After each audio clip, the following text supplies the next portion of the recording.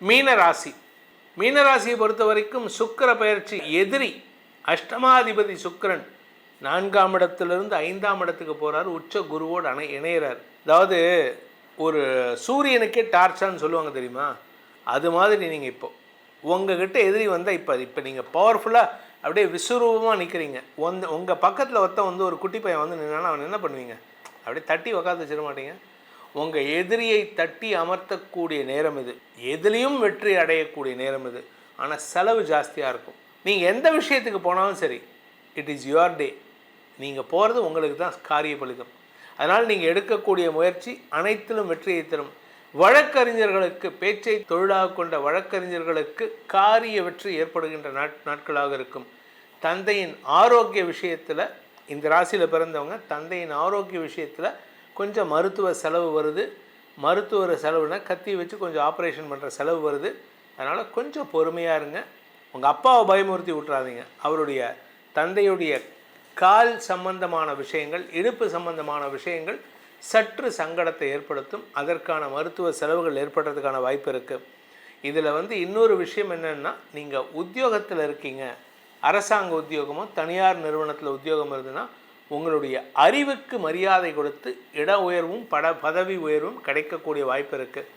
இத்தனை நாளாக உங்கள் கௌரவத்துக்கு பங்கத்தை ஏற்படுத்திட்டு இருந்த நபர் உங்களை பற்றி பெருமையாக பேசுவார். உங்களை பற்றி அவமானப்படுத்தி அசிங்கப்படுத்தி பேசிகிட்டு இருந்தேன். ஏதோ ஒரு படத்தில் அவமானப்பட்டு அசிங்கப்பட்டு அந்த மாதிரி இருந்த நபரை அந்த நபர் உங்களுக்கு அப்படி பண்ணிகிட்டு இருந்தார். இப்போ அவர் திருந்துவார். நான் தப்பு பண்ணிட்டேன், உங்கள் ஃபேமிலி லைஃப்பை நான் கெடுத்துடக்கூடாது, நான் தப்பு பண்ணிட்டேன், உங்கள் ஆஃபீஸில் உங்கள் பேரை கெடுத்துடக்கூடாதுன்னு தன்னுடைய தவறை திருத்தி கொள்ளும் நேரம். அதே சமயம் இந்த ராசியில் பிறந்த குழந்தைகள் தங்களுடைய சாதனையை வெளிக்கொணர்வதற்கான சூழ்நிலை ஏற்படும். உங்களுக்கு குழந்தை இருக்கா, அந்த குழந்தையால் உங்களுக்கு ஆதாயம் ஏற்படும். அதாவது திருவள்ளுவர் ஒரு குறள் சொல்லியிருக்கார். அந்த குறள் மாதிரி உங்களுடைய பெருமையை உங்கள் குழந்தை சொல்லக்கூடிய நேரம் இது.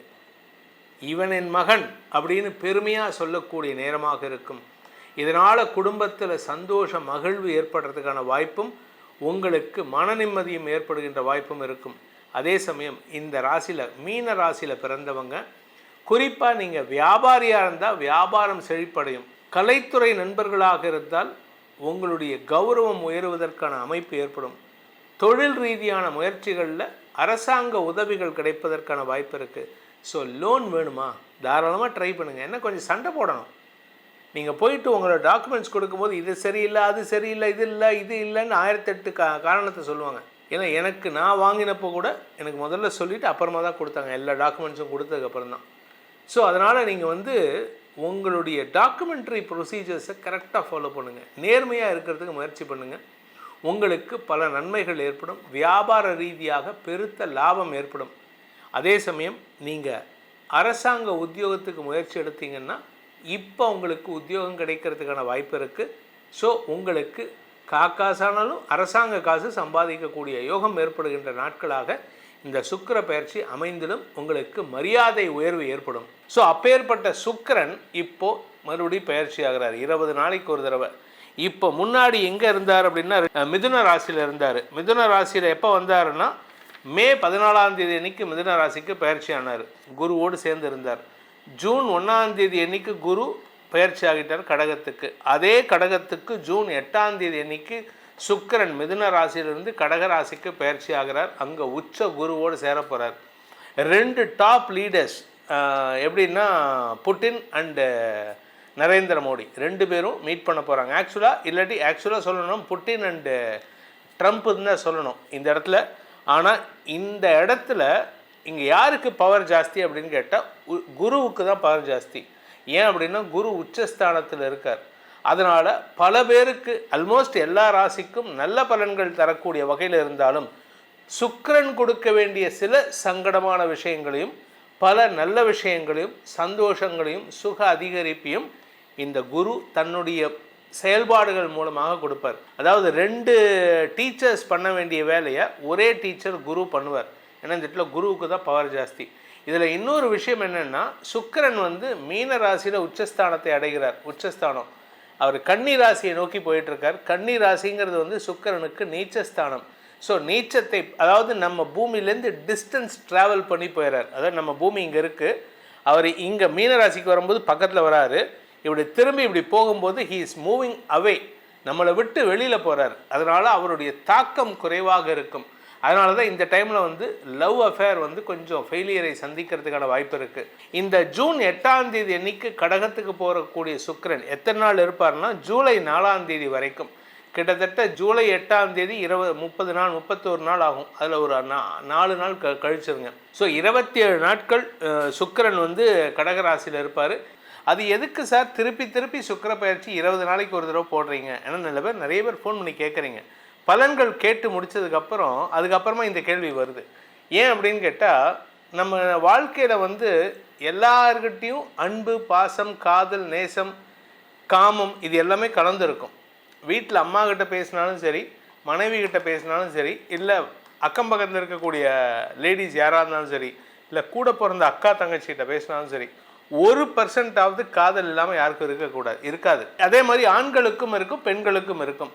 இது எதனால் அப்படின்னா இந்த சுக்கிரனை வச்சு தான். அதாவது வாழ்க்கையே, உலகத்தினுடைய நடப்பே இந்த சுக்கிரனை வச்சு தான் நடக்கிறது. அதனால தான் சுக்கிரனுக்கு ரொம்ப இம்பார்ட்டன்ட்.